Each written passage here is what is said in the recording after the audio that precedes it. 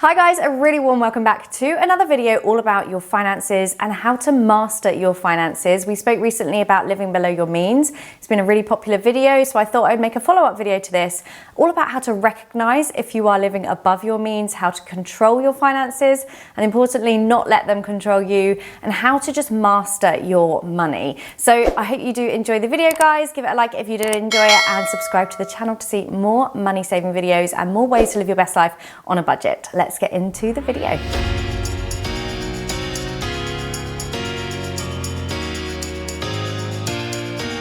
So obviously none of these are to shame or to put pressure on you or to make you feel bad. This video is to hopefully give you that inspiration to come away with some actionable things to change about your money behaviors. So please don't take this as any negative. This is just to really help you recognize if this is something that you see yourself in. Maybe you are living, paycheck to paycheck, and you want to do better, you want to do something to help your future self. This is hopefully just going to give you lots of different ideas for that. And I really just want you to come away from this video with feeling like you're in control of your finances and that you've got maybe a plan to move forward with into the rest of this year and of course into 2024. I should just caveat this video, none of this video is financial advice, it's just purely what I've learned over the last few years of managing my money and managing my debt as well. So to start this process, let's strip it right back. Let's talk about recognizing the signs that you may well be living above your means, that you may well not be very good at money management, or that you may just need a little bit of support in kickstarting your money saving journey to get to a certain goal. Maybe you're buying a house or getting out of debt or paying off a car. This can be really important to do, just to have a little check-in with yourself every now and again, even if you think you're good with money, just to see if you can spot little signs here and there as to where maybe you aren't in control of your finances or maybe you could do better with them. So first of all, let's look at the basics. Potentially you have credit card debt and you cannot pay it off every month. If that sounds like you, it may well be that you haven't prioritized paying that off, or perhaps you've borrowed more than you can actually pay back. So this is definitely a sign that you're not potentially in control of your finances. The next one is that you don't have a savings plan within your budget. So potentially you don't have a plan for your money each month that includes savings. This is a big one as well. The next one, and we've talked about this a lot before, it's about how much money you're spending on those non-essentials. So I'm not talking about your rent and your mortgage and your food and fuel costs and everything like that. I'm talking about those non-essentials. How much of your budget is actually going towards that? That's potentially bad money habits that's getting you into debt or a worse financial position. And we always talk about the emergency fund. Do you have an emergency fund of up to 3 to 6 months worth of expenses should anything happen to you? Let's not forget 2020, the year that we tried to forget unless you had something lovely going on. We suddenly were thrown into a situation where perhaps our income had completely changed, or we weren't getting, work that we used to be getting. So if you're not having an emergency fund, this is definitely a sign that perhaps you could do better with your finances. So obviously, cost of living crisis, we are all really counting the pennies these days. I know I certainly am. For me, learning how to live below my means has been a crucial step in my financial stability, so that when it's really sunny today and it keeps getting super bright. I have moved this camera about 5 times to get the right shot. We're just gonna have to go with it. Where was I? So I have certainly this year felt the pinch massively from the cost of living crisis.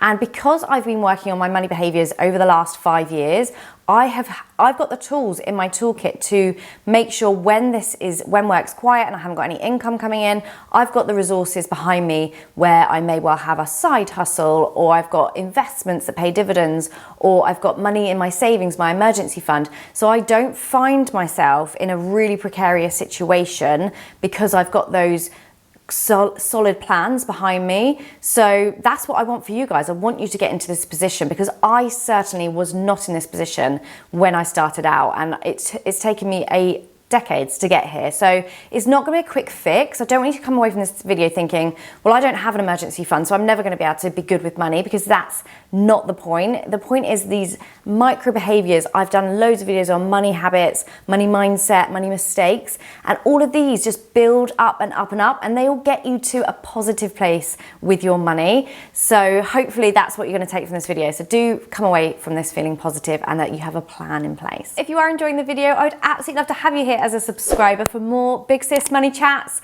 to help you get through the cost of living crisis and to be better with your finances. I would love to have you as a subscriber to the channel, and pop over to social media as well if you want to find me there for everyday money saving tips and ideas, and also my blog as well, larajoannajarvis.com, for lots of resources over there too. So when we're talking about credit cards, obviously these are a key factor in perhaps living above your means and letting your money control you. Obviously, I'm not talking here about using that money from a credit card to pay your bills, to pay your mortgage or your rent or your food shop. This is the little details, you know, the store card to buy a new jacket or a top or something, or the credit card just to, I'll pop that on there because it's my auto payment on my account that I'm buying something on. Relying on your credit card, it's twofold. So for me, I will buy things on my credit card, things that are expensive, because you better believe your girl wants the ABJREFN points. I want to be getting benefits when I'm buying things, but the key thing is I pay it off in full every single month. I never let that interest control me, because it can spiral. You can't pay it off one month and then you have to borrow it to pay it off that month, and then the debt gets so big, it then crushes you financially. So the key is to use your credit to your advantage for sure, but make sure you're looking into your money behaviors. Are you spending every month on your credit card just to get things, you know, keeping up with the Joneses, things that you're seeing online that you automatically buy without really thinking about it? These are those key things that are really going to help you shape the way you spend your money in the future. So talking of this said debt, it can be a significant financial burden. You can feel awful. I completely know how you feel, and it can be crushing, like I said, but there are ways and methods to pay off this debt. So let's talk quickly about debt payoff and how that will work towards your financial stability. First of all, it's so important to create like an inventory of your debt. If you have it all over the place with different store cards or credit cards or anything like that, create a file to show exactly where your debt is and where it is that maybe you can consolidate a debt and pay off one lump sum, rather than having to remember each month lots of different places to pay off your debt, because it may well be that you cannot be that organized, or you don't have the time, and then you miss a payment, and of course you're paying more because you're paying the premium for not paying off your debt. It's like a cycle, but we're going to get you out of it. So prioritizing the high interest debts is a key thing to do here. So I'm talking credit cards at like 43%. What is that about? let's prioritize that. So you can work on maybe a snowball method, or you can work on the highest interest first, whatever works for you, but you have to work on those ones that are going to cost you the most money, in my opinion, first. So as I said, there's different methods. For example, the avalanche debt, where you're paying the one that's going to cost you the most money first, and then once you've paid that off, you can work towards the smaller ones. It makes sense for me because you're obviously not going to be paying off as much in the long run, but obviously it may well lengthen the amount of time that you do have your debt. Let's work out a goal to get you to paying off your debt, and it's going to be realistic, because if you fail at this, I hate that word, if you fail at it and you feel like you cannot do it, it's going to demotivate you for the next month. So make this something that is achievable and that you can work towards to pay off a certain amount of debt, even if it's £10 a month. Reduce something by £10. Is there something you can not buy this week to put towards your debt payment? And then you have yourself a goal, and it just keeps you motivated when you are finding it difficult. Of course, budgeting, I'm going to do a whole new video on budgeting, but I have an entire video about how to budget and printables over on my website, which is larajoannajarvis.com, for you guys to help you with your budget. But this is key. I'm not going to get into this video because I've done lots of chat about this before, but it's really key to understand where your spending is going and where your outgoings are coming from. Next up, let's get on the phone. Let's negotiate a better rate for your debt. Although it may well be daunting and you want to put your head in the sand and not think about it, negotiating debt is such a powerful way to put the control back to you, and you will feel amazing if you come off that phone and you think, yes, I've advocated for myself, I feel great, I've got a better payment plan, and it just gives you that motivation to know that you're in control, and that is the key thing here. And as we all know, I'm a big fan of compound interest. I adore compound interest, but it can work negatively if you have a debt to pay. So if you're going to be able to pay it off at a lower rate over the same period of time, even better over a shorter period of time, the payment that you're paying in the interest is going to save you so much money. As I said, considering debt consolidation, that's a tongue twister, is a good way of maybe making it a little bit more manageable for you and paying off less money in the long run, because it's all in one place and the interest that you're paying on it is less. The next one, and it's going to be tough if you are not in a positive money situation, but it's to avoid accumulating even more debt, because that's just going to put you back even further. Try not to borrow debt to pay off debt, or borrow even more to buy the next thing. One thing that really changed the game for me, and this is a money mindset habit I've talked about a lot, especially over on my Instagram, which is Joanna Jarvis, and on TikTok and everywhere basically, just search that, is that you will always want the next thing. Like, you will never, unless you are happy with what you have and you feel gratitude daily for what you have, you will always be searching for the next thing. And that is so powerful when it comes to impulse spending, compulsive spending. If you're constantly just looking for the next big thing that you want to buy, you're always going to be spending money. If you actually just think, this, I don't know, I haven't got a cup to hand. If I had a mug and I think this is such a nice mug, this tea is so hot in this mug, I really love this mug, the chances are when you see someone sharing their new autumn Halloweeny pumpkin mug, you might think, that's a nice mug, but I'm happy with my mug. We're talking bigger scale than this, guys, but it's all about the mindset around the money and the gratitude that you have for what you have. Obviously, if you are overwhelmed with debt and you're struggling to pay it off, please seek professional advice. There's step change. There is, I'll leave all the resources in the description bar actually, because it's really important to not bury your head in the sand with this. It won't go away. You have to manage this, and talking to people can really, really help with the overwhelm. And remember, with debt, it's a discipline. You have to be really focused on it and disciplined, and having those goals to say, this is what I'm gonna get to. By the end of this year, I'm gonna be £500 debt free or reduced debt. It's going to help you be motivated. So it's a long haul. It's going to take you, it probably took you not much time to spend the money, but it will take you a long time to pay it off. So don't get frustrated and give it all up because you don't think that you're doing very well. Just the fact that you're watching this video means you want to change, means that you want to do better and be better in your financial future. It's amazing. So good for you basically for watching this video. Okay, so we're talking about debt, and we've talked about how to recognize the signs if you're living above your finances, but to really master your finances, we need to look kind of like at lifestyle choices and how you spend your money. Maybe it's a good exercise just to sit and write down a little in a book or on your phone or whatever is easiest, a little bit of information about what it makes you feel like when you spend, because those spending behaviors is something that we talk about a lot on this channel and on my Instagram, because that endorphin rush of spending something, it's over by the time that thing arrives in the post. It's such a quick fix for maybe something else that you're dealing with. It could be that you spend when you're sad or when you're bored or when you're just scrolling at nighttime on your phone, or it could be that you feel like you want, like something's missing, like you want to add to your life by buying something and it's going to make everything better. It's not going to make everything better. In fact, it's probably going to make it worse if you are in a bad financial position and maybe you're in debt. So looking at your spending triggers is a really key money mindset habit to get into, to basically completely override the system, to stop you from spending on the things to make you feel better in the short term, that then full circle make you worse in the long term. That impact of spending on the non-essential things is huge when it comes to living above your means and not really being in control of your finances. So just think of these things when you are about to buy it. What do I tell you all the time? Sleep on it. I do the 30-day rule. For the most part, I've got a little bit less on it recently, but I know when I'm in, like, I need to get my spending behavior in check, and I think, no, let's think about this. Do I really need this thing? Let's sleep on it.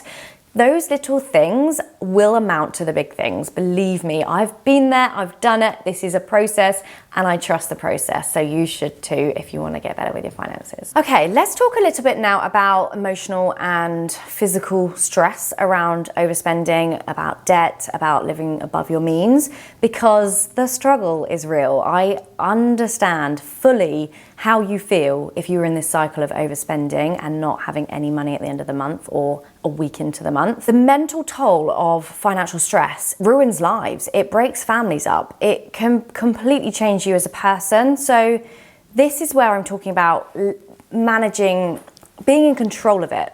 That's the key thing. If we can get in control of our finances, we can feel so much better. That stress will be relieved.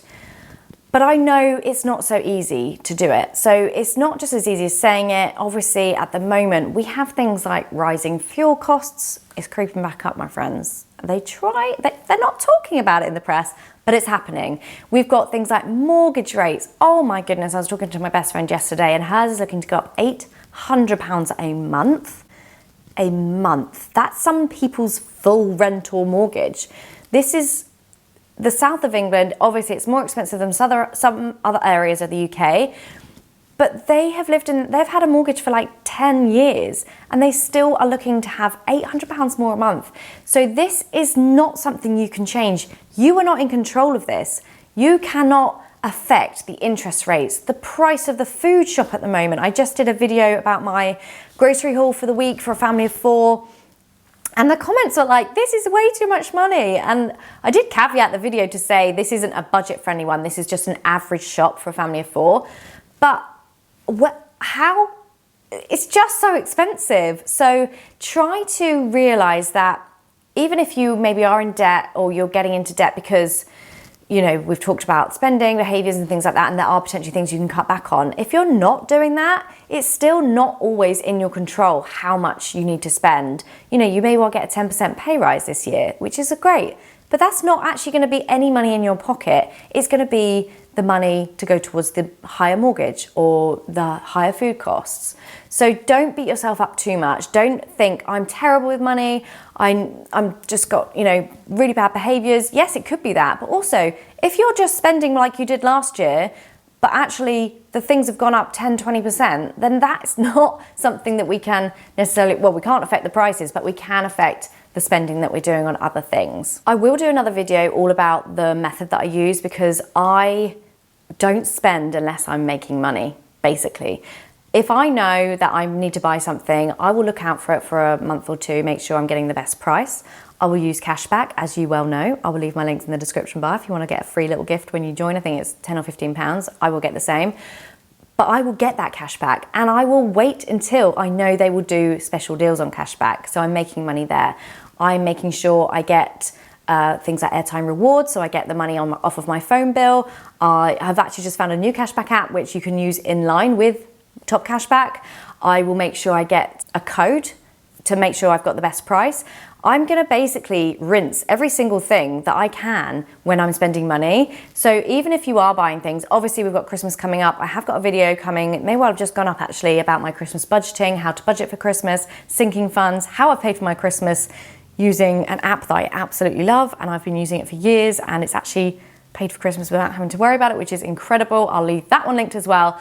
But we're not just talking about that. I'm just talking about making sure you're savvy when you're spending, because you will need to spend on things. But if you are buying things, you sure should be paid for it. So don't forget to use the method and make money when you buy things. Okay, so we did touch on this when we were talking about debt, but setting financial goals is an amazing way of feeling in control, of making sure you know what's coming, you know what you need to do, you know how much money you need to save.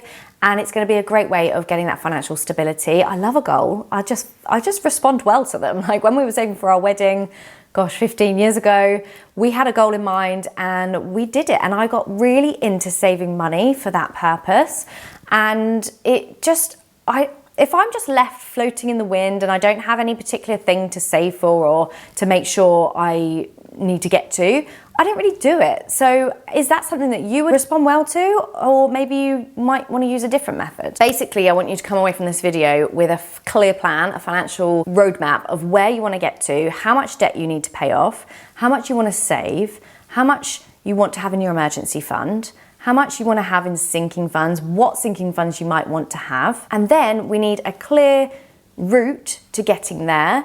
So take some time, have a money date, take some time with yourself today, once you've watched this video, and just work out, where do you want to be in a year's time? Where do you want your money to be next year? If you are living above your means, if you are not mastering your money and your financial security, there's a key goal. Let's get there. Let's get you there. So just have a little money date with yourself. And obviously, as I said before, look through all your banks and make sure where you're spending isn't over, too much in one area. Make sure you know what's going on with your money, because if you are not sure where your money went this month and suddenly you can't afford the food bill, then there needs to be some serious data to be analysed, because you'll then know where the money's going, and it could often be a shock factor to stop spending on those things that you don't necessarily need. I'm very conscious that I'm literally, not only am I sweltering, but I'm also getting swallowed by the sunshine, which is beautiful, but it's very bright. So I hope it's not too off-putting. Okay, so steps to help improve your financial position then. I'm gonna whiz through these because we've been here before, but if you need a recap, here it is. So we're gonna create a budget, make sure you know what's in and what's out and what's left over, and then save if you can. That goes in line with tracking your spending, super important here. And we're gonna cut any unnecessary expenses from said budget. No more Deliveroo. You've got debt to pay off. No more ASOS deliveries because you've got a mortgage to pay. 4, we're gonna try and build yourself an emergency fund. Start off small, don't put the pressure on. Yes, the goal is 3 to 6 months, but if you've only got £10 this month, that's brilliant. That's £10 more than you had last month in your emergency fund. Make sure you're making informed decisions when it comes to financial purchases. So are you gonna buy a new car? There was a great thread actually last night. I saw it in our Facebook group, which is Budget Best Life. It's an amazing group, really supportive, full of support, full of information and helpful advice. This guy asked, has anyone got a Range Rover or a Land Rover? What's your experience with it? Shall I buy one? The comments were amazing. Loads of people giving their first-hand opinions. So where I was going with this was, if you're gonna buy a car, do your due diligence, do your research. Most people said on that thread that they used to have a Range Rover and they've had to sell it because they cannot get insured on it anymore. So if you're gonna buy a car, maybe it's cheap, maybe you're thinking I've got a bargain here, maybe you've checked it over and it's actually a sound car, but you can't drive it because it costs £1,800 a month to insure it, then it needs to get cut from the list. So informed decisions is a big one. Also, use a financial expert. Go and get advice. If you are not maybe living paycheck to paycheck, and you have some extra money, do you want some financial advice from an expert to say, this is where you should put your money to help it grow so that in the future you can live off of the dividends, or with compound interest is going to be worth this much money when you want to retire, and then you can take it out. So just get that financial advice to help you with those informed decisions too. A big one, automating your savings and your investments. I do this every month, pay myself first before I've got the money, before I've got the time to spend it on other things. And I know that it's just going somewhere healthy, better financial choices rather than me spending it on ASOS, because your girl loves a bit of ASOS. And finally, monitor your progress. You want to give yourself a pat on the back for doing this. Just showing up for this video is an amazing place to be. You're making that decision to say, I want to be better with my money. So to do that is a great kickstart, and you can then use all of this information to put a plan into place and then monitor your progress and give yourself a little treat when you get to a certain goal, because you don't want to be just save and never spend any money, because life is short. You want to enjoy it as well. Okay, I feel like this is a very long video, but hopefully it's been interesting. If you have any other video ideas that you'd like to see from this channel, obviously loads of you at this point, I think it's about 100,000 people have watched the How to Live Below Your Means video. This is a follow-on video to that. If you want an additional video to this, or maybe a prequel to that one, do let me know in the comments. I'd love to help you with any more tips I can give you from my own experience. Well done for being here to help start this financial journey to better financial literacy, financial well-being, to live below your means, and just to master your finances. It's really, really exciting to see you here. So thank you for You can tell I've been talking for a long time because the memory card just ran out. So I'm going to say bye. Thank you so much for being here. I love you all so much. Good luck with your journey, and I'll see you next time. Bye.